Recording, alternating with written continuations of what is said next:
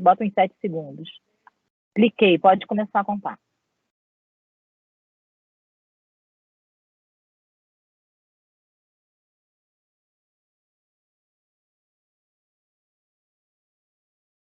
Boa tarde, pessoal. Sejam todos muito bem-vindos ao nosso Prepara da disciplina Introdução ao Estudo do Direito. Antes de mais nada, eu preciso agradecer a professora Cristina Iório, que vai estar com a gente no chat, dando toda a orientação necessária para vocês. Fiquem tranquilos.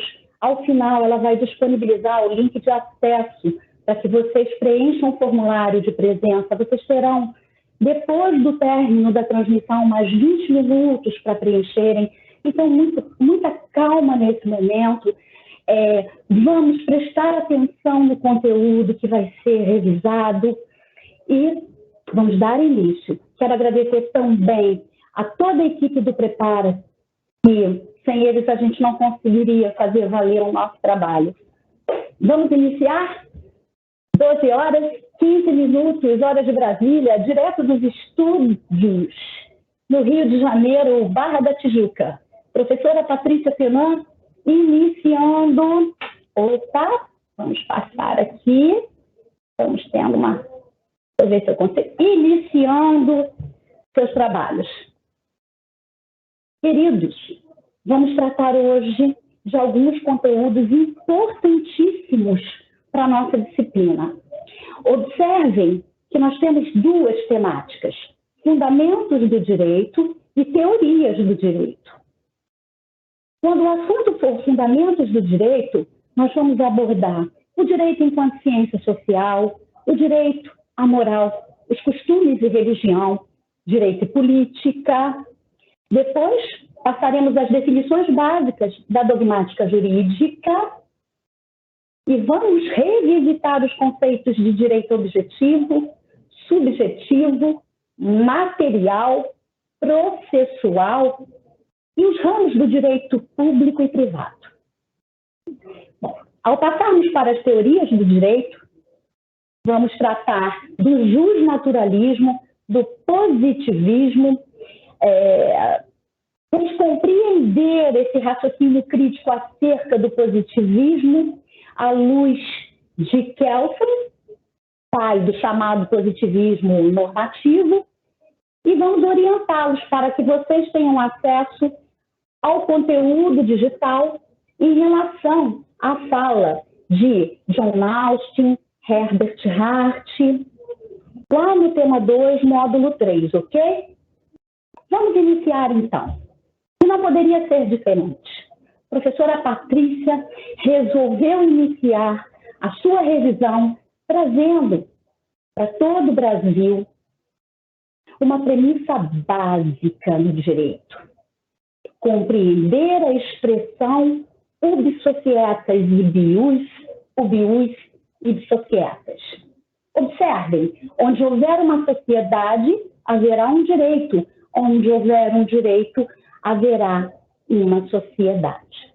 E é claro que eu estou me valendo da fala do Caio Mário, que ao iniciar as suas aulas na academia, trazia discussão para reflexão nas suas turmas desse brocardo. Onde houver uma sociedade, haverá um direito. Onde houver um direito, haverá uma sociedade. E me permitam, em todo tempo, e tão longe quanto o investigador mergulhe no passado, onde quer que ele encontre um agrupamento social, onde quer que os homens coexistam, seja na célula do organismo familiar, seja na unidade tribal, seja na entidade estatal, ainda que em estágio rudimentar, encontra-se sempre presente o fenômeno jurídico. Ora, por que essa provocação? Porque eu gostaria que vocês partissem desta reflexão para perceberem que o direito é uma ciência social aplicada e que se destina ao estudo da sociedade, dos indivíduos e suas relações. É lógico que nós temos aí 3 palavras-chave: normas, aprimoramento e instrumento. E tal pensarmos que o direito, enquanto ciência social, ocupa-se de normas que são destinadas a regular a forma e a maneira como a vida em determinada sociedade vai ocorrer. Com que objeto? Com que objetivo? Buscando o aprimoramento das nossas relações interpessoais, intersubjetivas, a partir da utilização do direito como um instrumento para quê? Para o progresso social e humano.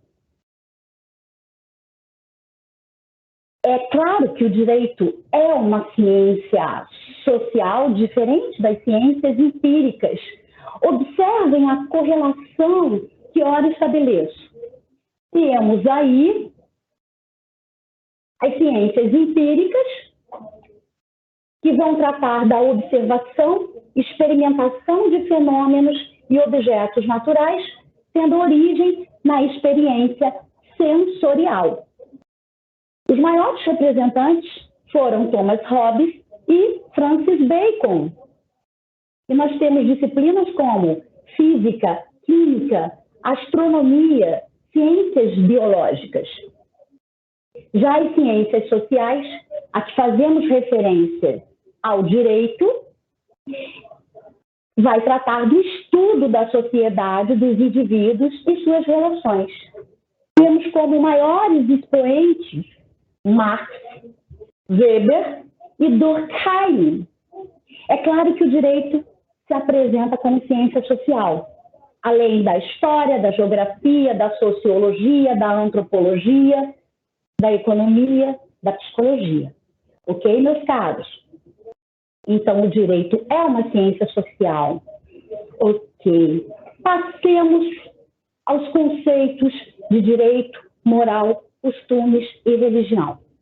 Antes de mais nada, é preciso deixar muito claro que direito, moral, costumes, religião são instrumentos de controle da vida social. Todos os dias somos controlados, seja pelo direito, seja pela moral, pelos costumes ou pela religião, tendo ou não tendo. O que seria o direito? Como conceituar direito? Direito é um conjunto de regras sociais obrigatórias impostas por quem? Pelo Estado. De que maneira? Coercitivamente. E com a finalidade de promover a ordem, a paz social, o bem comum, enfim, alcançar os ideais de justiça.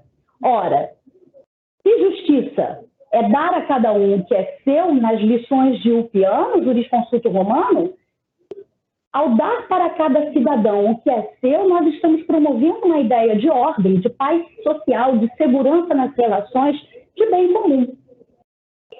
Quanto ao conceito de moral, moral vem do latim, mores, que quer dizer valores, e pode ser definida como um conjunto de valores e normas ligados à noção do que seja certo e errado, do que seja proibido ou permitido, que é decorrente do senso comum. Você sabia que a ética vem do grego ethos, que quer dizer caráter?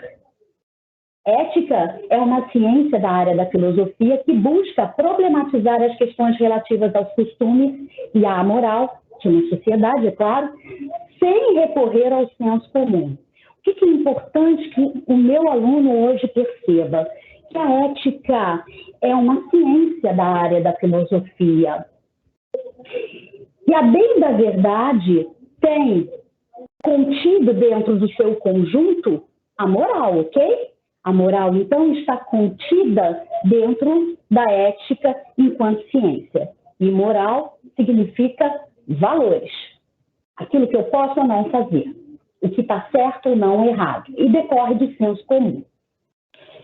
Quanto ao item religião, é importante a gente enfatizar que a Igreja Católica institucionalizou o chamado direito canônico, ramo do direito destinado a disciplinar o funcionamento da Igreja e de seus institutos jurídicos. Em meados do século XVI, a bem da verdade, o papel da Igreja perde a sua força em relação ao direito.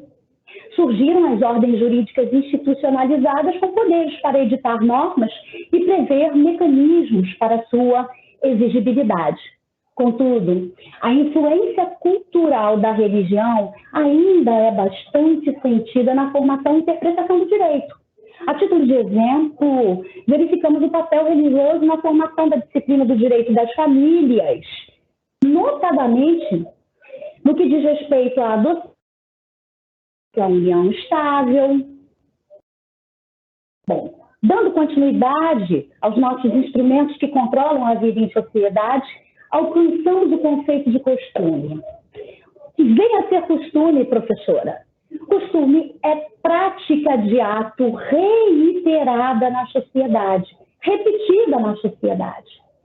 Tidas, né, pelas pessoas como se verdadeiras leis fossem.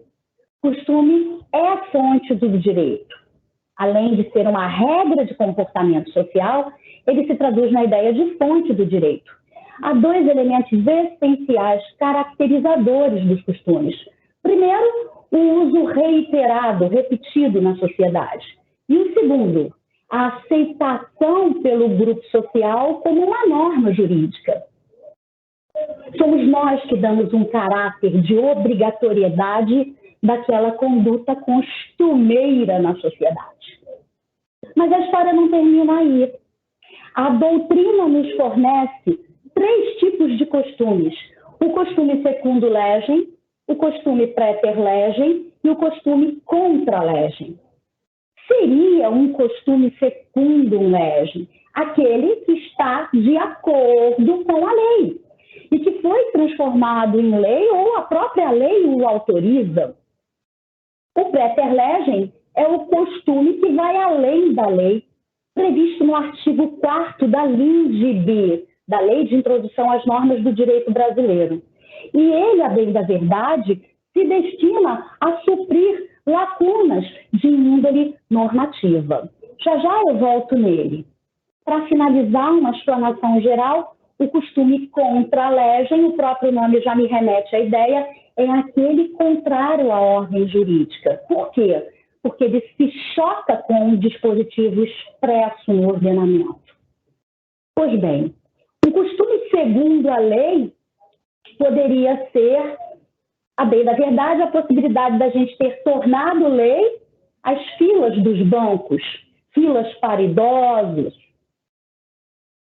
Um costume que vai além da lei, o praeter legem, aquele a que fazemos alusão ao artigo 4º da LINDB, seria a emissão de cheques pós-datados, porque eles serão pós-compensados, ok? Nós falamos informalmente pré-datados, mas eles são pós-datados, para serem pós-compensados. E aí vale a pena a gente dar uma paradinha e perceber o seguinte: é o artigo 4º que fundamenta a possibilidade da existência de um costume que supra lacunas. Ok. E o que dispõe o artigo 4º? Ele dispõe o seguinte, pessoal: quando a lei for omissa, o juiz decidirá o caso de acordo com a analogia, os costumes e os princípios gerais do direito. Ora, quando a lei for omissa, o que significa uma lei omissa? Ausência de previsibilidade legal. Estamos diante da chamada lacuna da lei. Então, se existe uma ausência de previsão legal, dando continuidade à interpretação do artigo 4º, quando a lei for omissa, o juiz decidirá o caso de acordo com a analogia, os costumes e os princípios gerais do direito. Opa! Caberá ao juiz decidir, seja por uma técnica de integração do direito, buscando numa lei semelhante o que ele precisa para decidir o caso concreto. E aí chegamos.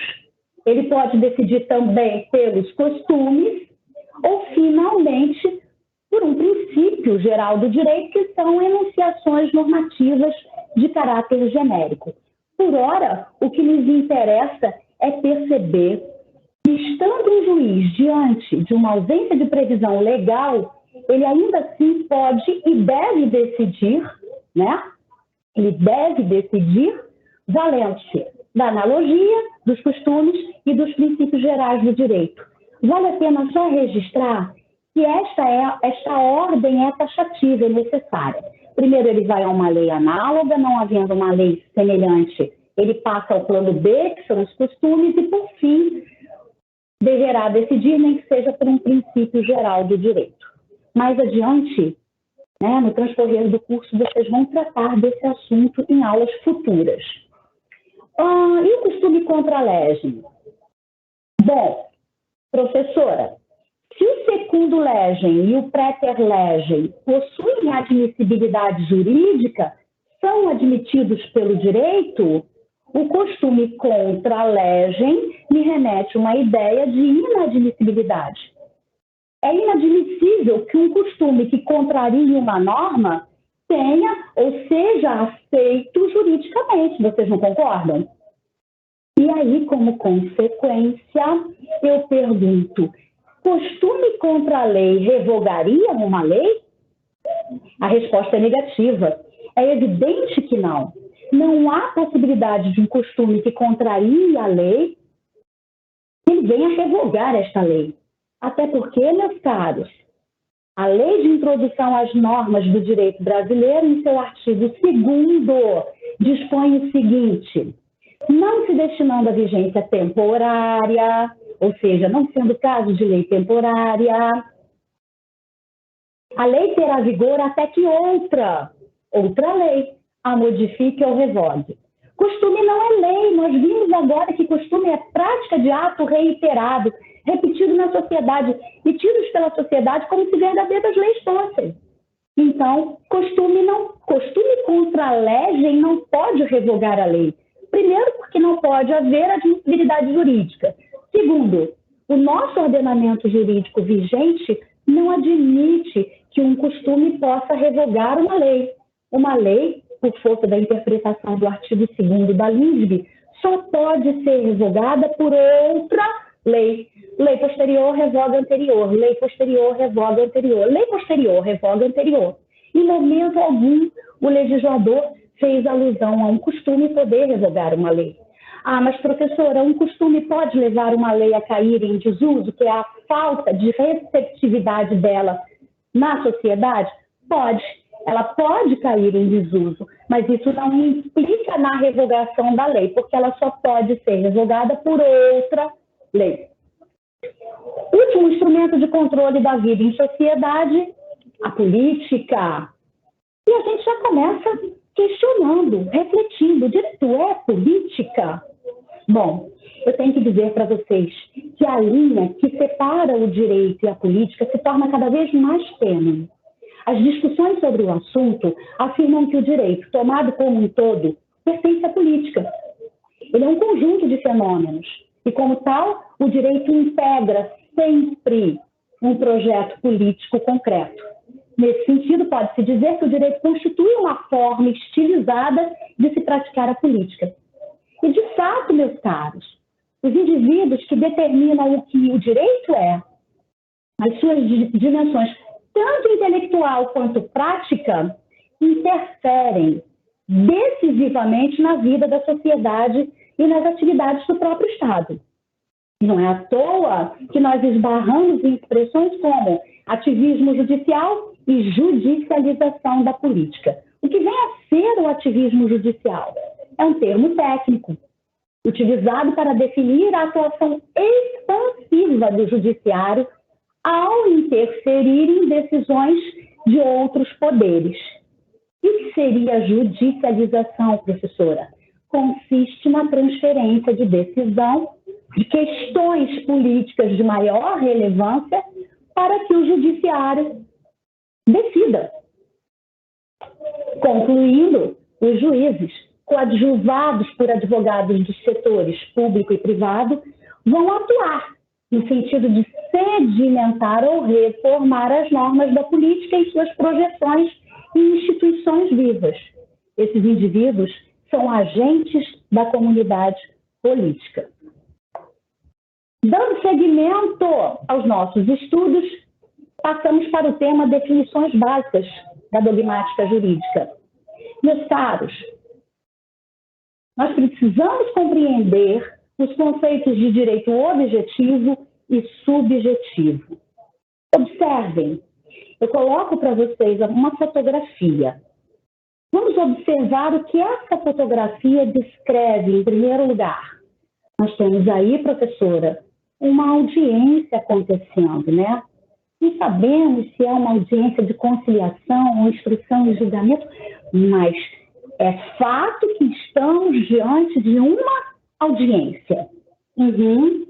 Agora esquece um pouco a fotografia e vem comigo para o conceito. Que conceito poderíamos estabelecer para o chamado direito objetivo? É o direito enquanto norma. Norma de ação, norma de conduta, imposta pelo poder público, ou seja, pelo Estado, para parametrizar as nossas condutas na vida em sociedade. A verdade é que o direito objetivo é a norma gênese, a norma de ação, a norma de conduta imposta pelo Estado. E ele vai dizer respeito sempre a essas normas que são criadas pelo Estado. E a gente pode exemplificar como a Constituição, que é a lei maior, leis ordinárias, leis delegadas, leis complementares, medidas provisórias, portarias, decretos. E o direito subjetivo é a facultas agendi, é a faculdade de agir em razão da existência dessas normas. É o direito previsto no ordenamento jurídico em favor de alguém. E consiste na faculdade deste alguém exigir de outrem determinada prestação. Assim, esse direito é comumente definido como facultas agendi. Opa, professora, então agora eu estou começando a compreender a figura que a gente precisou observar no início da sua explanação. Então, se tem alguém em juízo pleiteando eventualmente um direito que lhe cabe em razão da existência de uma norma, no contraponto apresenta-se outrem, ou seja, outra pessoa que vai estar adstrita ao cumprimento de um dever legal. Professora, a senhora está fazendo alusão à existência de uma relação jurídica processual? Sim. Estamos falando de uma autora e uma ré em juízo, fazendo valer o direito enquanto norma.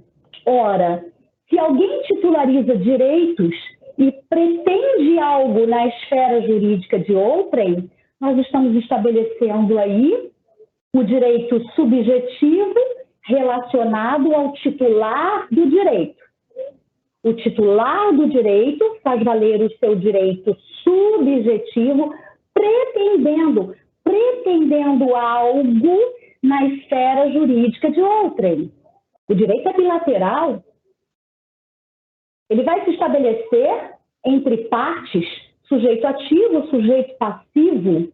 O titular do direito subjetivo é quem vai pretender este direito enquanto norma em relação a quem estiver ocupando a posição jurídica passiva. Mas isso tudo, meus caros, à luz de um ordenamento jurídico. Então, nós temos um direito enquanto norma que todos nós nos submetemos, todos nós, hoje e sempre, estamos submetidos a um comando normativo. E ao fazer valer esse direito, nós costumamos dizer que nós titularizamos o famoso direito subjetivo, de sujeito. Quando eu titularizo esses direitos, é facultado a mim a possibilidade de pretender. Quem pretende algo, alguma coisa, mas que está prevista onde? Na norma. E eu vou pretender daquele que comigo se relaciona no contraponto da relação jurídica. Então, o direito objetivo é a norma gênese, é a norma de ação, é a norma de conduta imposta pelo Estado. E o subjetivo é a facultas agendi, a faculdade de agir em razão dessa norma. Mas a doutrina costuma classificar os direitos subjetivos em absolutos e relativos, transmissíveis e intransmissíveis, patrimoniais e não patrimoniais, direito real, direito obrigacional. Vamos passar rapidamente por eles. O que seria um direito absoluto? É um direito subjetivo oponível erga omnes. Opa, erga omnes quer dizer que se opera contra todos.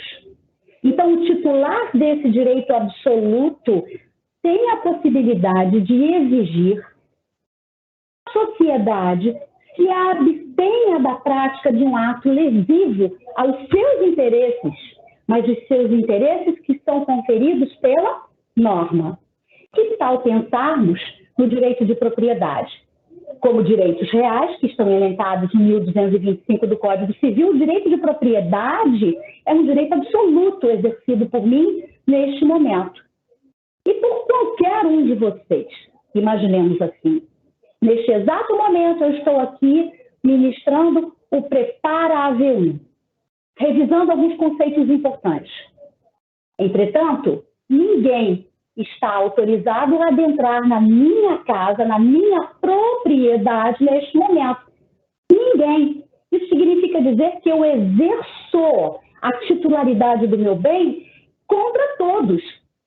E é o que costumamos dizer com a expressão oponível erga omnes. Meu direito de propriedade, então, é um direito absoluto.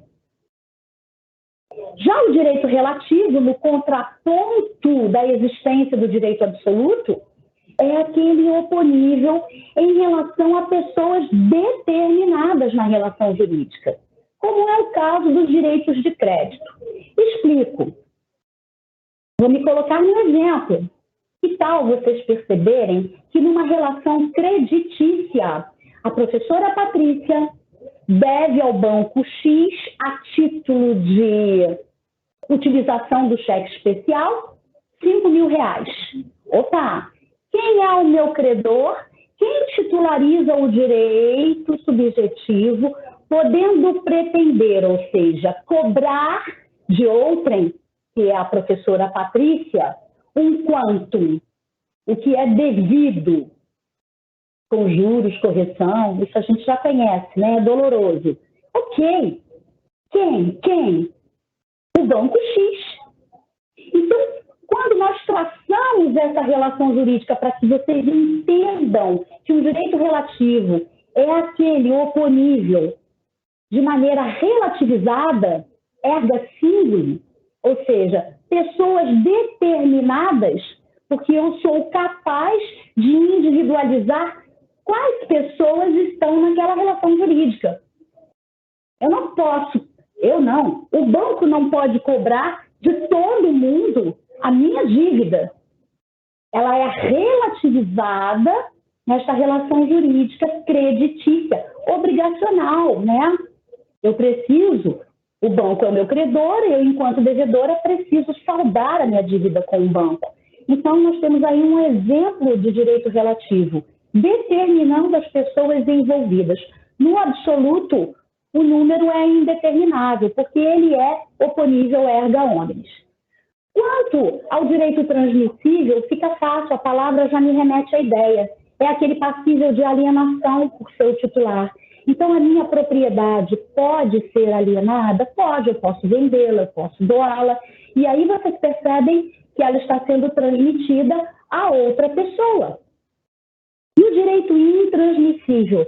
Aquele que não é passível de alienação pelo seu titular. Seja por disposição legal, seja por disposição negocial, ou seja, a vontade das partes envolvidas no negócio. Ok. É fácil perceber que o direito à vida, à honra, à integridade, à liberdade, que são direitos personalíssimos, não são passíveis de transmissibilidade. Eu não posso transmitir a minha vida, a minha liberdade, a minha honra para outra pessoa. Estes são intransmissíveis pela própria natureza e por disposição legal. Agora, se eu resolvo doar um bem meu com cláusula de inalienabilidade, percebam, eu estou doando o meu apartamento, porém, há uma cláusula, você recebe o meu bem, mas você não vai poder alienar esse bem. Por quê?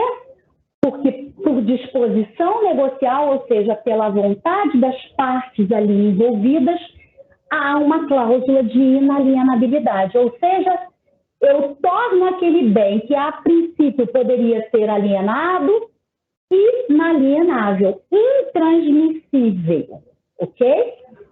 Quanto ao direito patrimonial, é o direito passível de avaliação econômica. Patrimônio é o meu conjunto de bens e direitos. Um direito de crédito é um direito patrimonial.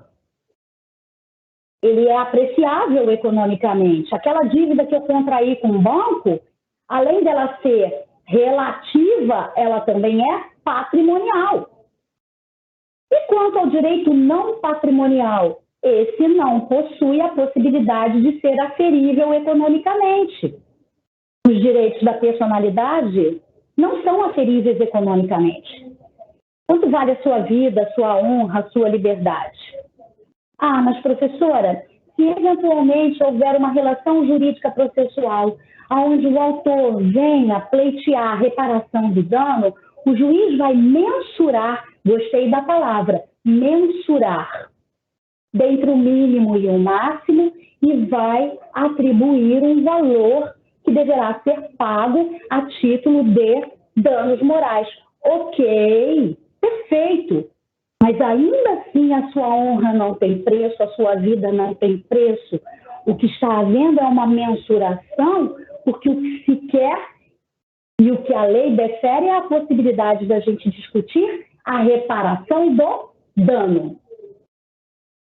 É um caráter até pedagógico, né? Para ensinar a pessoa a não ofender a honra de outra pessoa, e assim vamos.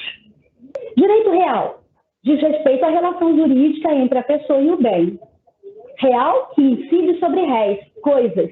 O próprio direito de propriedade. Então, o seu apartamento, aquele exemplo que a senhora usou, né? Dizendo que a senhora se opõe contra todos, que nesse momento ninguém pode adentrar na sua propriedade, sim, é um direito real? É um direito real de propriedade, inclusive previsto no 1225 do Código Civil, ok? Direito obrigacional diz respeito às relações jurídicas entre as pessoas. Contrato de prestação de serviços, você não tem aí um contrato de prestação de serviços da internet, onde você paga o preço para ter o quê? A prestação do serviço? Estamos falando de um direito obrigacional, ok? Dando continuidade, vamos falar um pouquinho sobre os conceitos de direito material e direito processual. O que vem a ser o direito material, meus caros? Também conhecido como substantivo. É aquele conceituado como um corpo de normas que disciplinam as relações referentes, jurídicas, melhor dizer, referentes entre os bens e as utilidades da vida.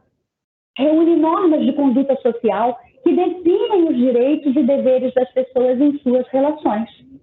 O direito civil, o direito penal são tidos como direitos materiais. Eles definem o instituto jurídico que vão, a bem da verdade, se estabelecer nas relações jurídicas. Então, professora, se a senhora resolve alugar o seu apartamento, ok, a senhora vai se valer do direito civil, especialmente da lei de locações, lei 8.245 de 91, a senhora vai passar a ser a locadora, terá um locatário, e esse direito civil, a que diz respeito à lei 8.245 de 91, é um direito material, porque vai definir nessa relação jurídica que a senhora está tentando estabelecer os direitos e deveres, os institutos jurídicos pertinentes a essa relação. Ok, perfeita a sua consideração, meu caro. E se por acaso, prof, acontecer algum problema, algum conflito de interesses entre a senhora locadora e seu locatário, como ficamos? Nos valemos do direito processual, mais conhecido como adjetivo. Esse direito, que se traduz na ideia do direito processual civil, do direito processual penal, diz respeito à função jurisdicional do Estado. Ela vai, a bem da verdade, é um conjunto de regras que, reunidas, vão servir para os procedimentos em juízo. As questões de andamento forense vão instrumentalizar o meu pedido em juízo. Então, enquanto o direito material me diz o que é, define o que seja aquele instituto jurídico, me norteando nas minhas relações, o direito processual vai apontar as formas pelas quais eu vou me valer para propor em juízo e instrumentalizar o meu pedido em juízo. Uma coisa é o que é, o outro é como pedir. Qual o prazo que eu tenho para contestar na ação, eventualmente apresentar um recurso? Tudo isso tem a ver com as normas processuais, ok? Vamos lá, pessoal, que o tempo urge. Vamos falar um pouquinho sobre os ramos do direito público e privado. Ao se falar em direito público, nós costumamos relacionar as normas jurídicas destinadas a regulamentar a relação entre o Estado e a sociedade. Ao passo que, quando falamos do direito privado, o que se quer é cuidar das normas cujo objetivo é o de disciplinar a relação entre os indivíduos, entre os particulares. Meus caros, quem nos apresentou essa bipartição em direito público e direito privado foram os romanos, há muito. E eles disseram, olha, são matérias do ramo do direito público, o direito constitucional, penal, administrativo, processual. Nós estamos diante da presença do Estado, visando interesses públicos e coletivos. Essa é uma relação caracterizada por uma verticalidade. É uma relação subordinada. Por quê? Quem nunca ouviu? Os interesses estatais preponderam aos interesses privados. O Estado é soberano. Quando ele visa o interesse coletivo, os interesses estatais preponderam aos interesses privados, particulares. A isso damos o nome de relação subordinada ou verticalizada. O Estado se coloca numa posição de supremacia em relação à vontade do particular. Quanto ao direito privado, os romanos disseram, não, nós temos matérias de direito civil, direito comercial, direito agrário, direito do trabalho. E nós podemos caracterizá-la como aquela relação que se dá entre particulares, descrita como uma relação coordenada ou horizontalizada. Isso quer dizer que toda relação coordenada é aquela que se estabelece em pé de igualdade, igualdade de direitos e deveres.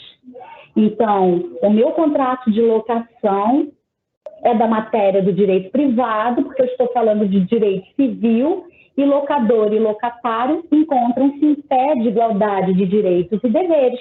Resta saber quem vai ferir o direito do outro para se discutir em juízo. Mas é importante a gente destacar aí algumas considerações. No século XX, a referida distinção perdeu bastante força. Isso por conta do incremento da intervenção do Estado nas relações privadas. O Estado, a administração, utilizou-se de normas cuja aplicação anteriormente ficavam limitadas aos domínios do direito privado. Houve também uma participação mais efetiva do Estado nas relações privadas, o que antes, era comandado pela autonomia da vontade, pela liberdade individual. E nós damos a essa situação, o nome de constitucionalização do direito. Então, vale registrar que a dicotomia entre o direito público e o direito privado constitui uma discussão no direito contemporâneo. O avanço do poder do Estado nas relações sociais, o dirigismo contratual, a eficácia horizontal dos direitos fundamentais, entre outros fatores, influenciaram na forma como os autores enxergam a diferenciação, chegando até mesmo alguns autores a negarem a existência daquela bipartição antes oferecida pelos romanos a nós. Então, surge uma nova vertente, uma nova visão moderna, que diz o seguinte: muito bom, e a gente precisa compreender a questão do direito público e do direito privado à luz da bipartição romana. Mas, a bem da verdade, o que se vive hoje é um direito misto ou social, onde se aglutinam regras de direito público e privado.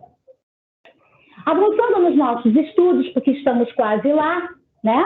Terminando o nosso tempo, discutimos o conceito de justnaturalismo. O justnaturalismo, denominado direito natural, ele é caracterizado por ser universal, eterno, imutável. É a lei imposta pela própria natureza a todos nós.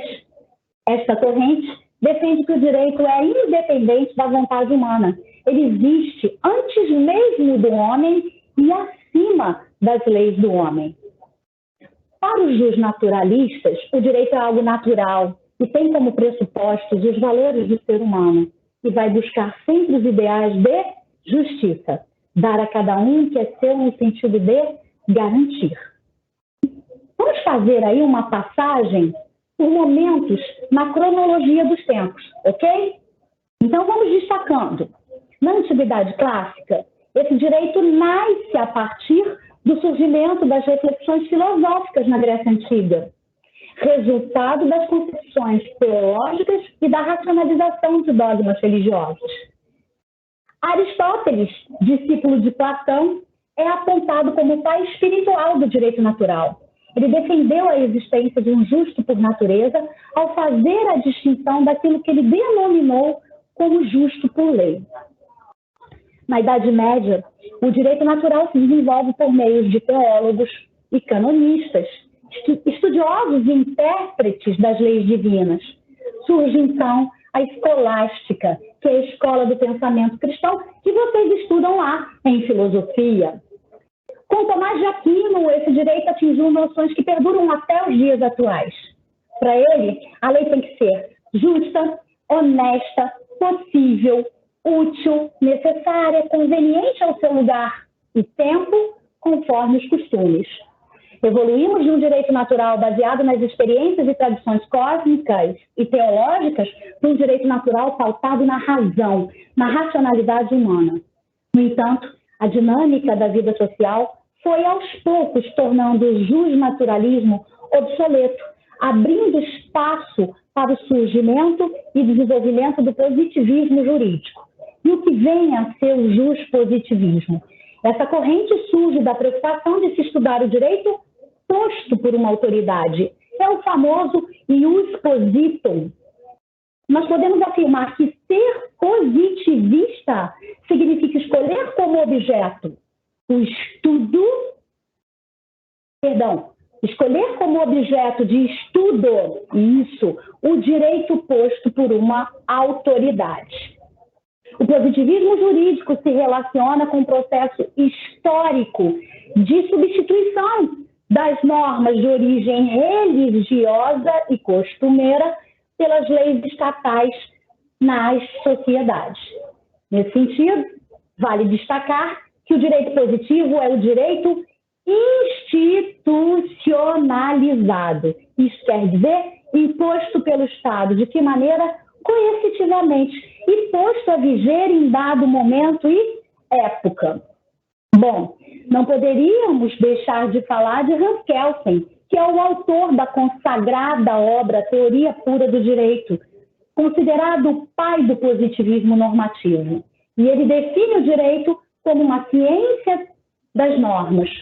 E por norma, ele entende um juízo hipotético, condicional, dispondo que o fazer ou não fazer algo será seguido de uma medida coercitiva do Estado. Hans Kelsen é o positivista mais influente de todos os tempos, meus caros, o maior expoente dessa corrente de pensamento. Suas formulações e pensamentos produzidas, né, no passado continuam até hoje a surtir efeitos nos ordenamentos jurídicos vigentes, especialmente influenciando juristas e filósofos na atualidade. Bom, com Kelsen, nós precisamos falar sobre o positivismo normativo. Kelsen propõe um verdadeiro escalonamento normativo. Aliás, ele se vale de uma figura piramidal, em forma de pirâmide, cria escalões, normas. No primeiro escalão, nós temos as normas superiores, no escalão intermediário, normas intermediárias e, por fim, normas inferiores. Então, Kelsen propõe esse escalonamento para nos provar que existe uma verticalidade hierárquica no nosso sistema jurídico. Uma norma vai constituir o fundamento de validade de outra norma. Assim, a norma hierarquicamente inferior busca sua validade na superior, e essa na seguinte, até que se chegue à Constituição, que é o fundamento de validade de todo o sistema jurídico normativo. É a norma suprema e da mais alta hierarquia no nosso plano jurídico. Por fim, a Constituição, que está no ápice da pirâmide, vai buscar o seu fundamento de validade na norma hipotética.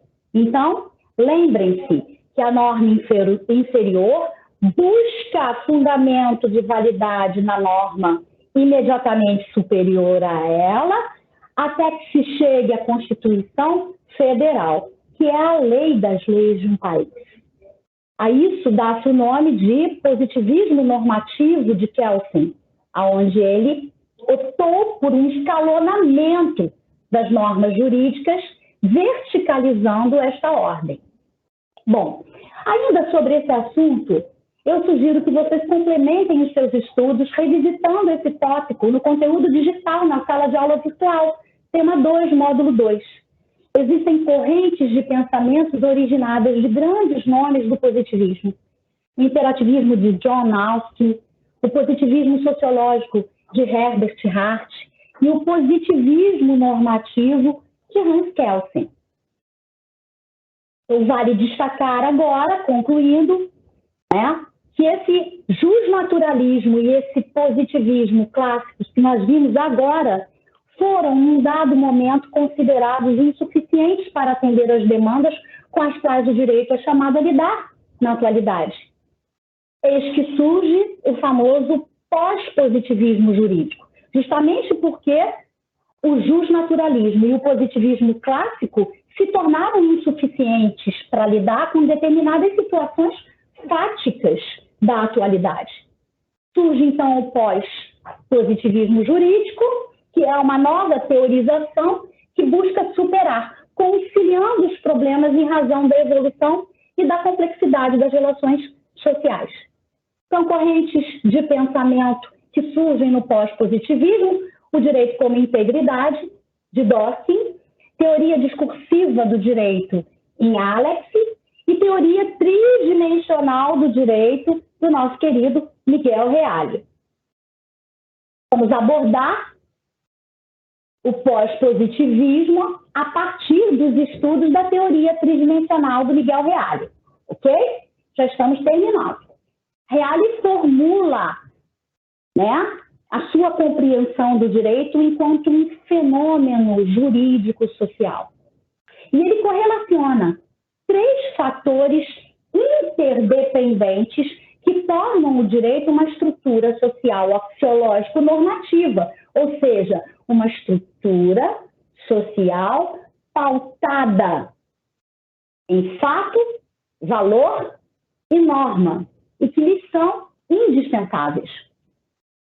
Sob a ótica da tridimensionalidade realiana, né, a gente pode perceber que ele descreve o fenômeno jurídico como resultante da adição dessas três dimensões, fato, valor e norma, que vão estar, ou melhor, vão se apresentar interrelacionados e compreendidos num plano histórico-cultural das sociedades. É importante que vocês percebam que fato, valor e norma estão no mesmo patamar. Um não vai preponderar o outro.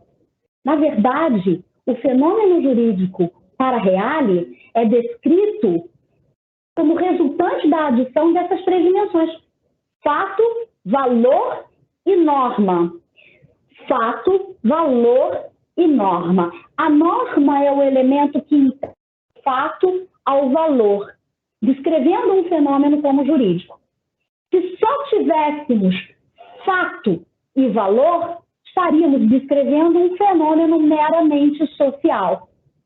Mas o que o Reale quis foi descrever um fenômeno jurídico, professora. E é por isso que nós temos o fato como um sinônimo de acontecimento, valorado, ou seja, argumentado, quando a gente busca o fundamento de validade para a existência de uma norma. A norma é o elemento que integra o fato ao valor. Em síntese, Miguel Reale entende que o direito, em sua estrutura tridimensional, né, ele, a bem da verdade, tem que ser visto sobre esses três aspectos. Primeiro, o elemento normativo. Segundo, uma situação de fato. E, por fim, valendo-se dos valores. Meus caros, fica aí uma dica para vocês no Aprenda Mais. Essas indicações estão presentes nos planos de aulas de vocês. Um a um, eu elegi alguns que eu julguei muito importantes para vocês revisitarem para as avaliações. E, por fim, no final da nossa transmissão, está aí o link de presença. Muito obrigada, foi um prazer enorme. Obrigada, equipe do Prepara. Obrigada, professora Cris Iores, pelo apoio, pela presença, pelo carinho de sempre. Obrigada a todos vocês e tenham um ótimo final de semana. Um beijo, sucesso nas avaliações!